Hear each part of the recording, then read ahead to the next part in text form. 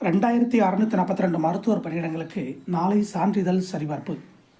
தமிழகம் முழுவதும் அரசு மருத்துவமனைகளில் காலியாக உள்ள 2642 மருத்துவர் பணியிடங்களை நிரப்புவதற்கான சான்றிதழ் சரிபார்ப்பு பணிகள் புதன்கிழமை பிப்ரவரி 12 தொடங்க உள்ளதாகவும் விரைவில் பணி நியமன ஆணைகள் வழங்கப்படும் என்றும் மக்கள் நல்வாழ்வுத்துறை அமைச்சர் மா. சுப்பிரமணியன் தெரிவித்தார். இதுகுறித்து சென்னையில் அவர் செய்தியாளரிடம் திங்கட்கிழமை கூறியதாவது: தமிழகத்தில் அரசு மருத்துவமனைகளில் காலியாக உள்ள 2553 மருத்துவர் பணியிடங்களுக்கு கடந்த ஜனவரி 5 நடைபெற்ற தேர்வில் 24,000 மருத்துவர்கள் பங்கேற்றனர். தற்போது கூடுதலாக கண்டறியப்பட்டுள்ள 89 காலிப்பணியிடங்கள் உட்பட மொத்தம் 2642 மருத்துவர் காலிப்பணியிடங்களுக்கான மதிப்பெண் பட்டியல் வெளியிடப்பட்டுள்ளது. இதற்காக 4,585 பேர் சான்றிதழ் சரிபார்ப்புக்கு அழைக்கப்பட்டுள்ளனர்.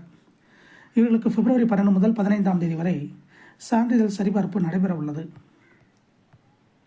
கட்-ஆஃப் மதிப்பெண் உச்சநீதிமன்ற அறிவுறுத்தலின்படி தரவரிசை பட்டியல் வெளியிடப்பட்டு இடஒதுக்கீடு அடிப்படையில் பணியிடங்கள் நிரப்பப்படும்.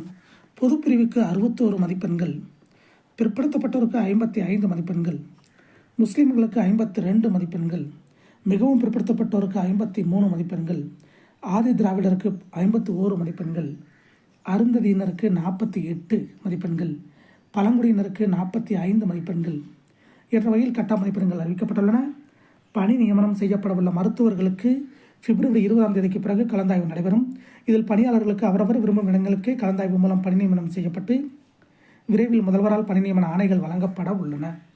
கடந்த முறை நியமனம் செய்யப்பட்ட 1021 மருத்துவர்களுக்கு பணி மாறுதலுக்கான கலந்தாய்வு பிப்ரவரி 15 நடைபெற உள்ளது என்றார் அவர். இதை போன்ற போக்குவரத்து துறை அப்டேட்டுகளை MRB ரெக்ரூட்மெண்ட் செய்திகளை உடனுக்குடன் தெரிந்து கொள்ள நம்ம சேனல் சப்ஸ்கிரைப் பண்ணுங்கள், ஷேர் பண்ணுங்கள், லைக் பண்ணுங்கள். நன்றி, வணக்கம்.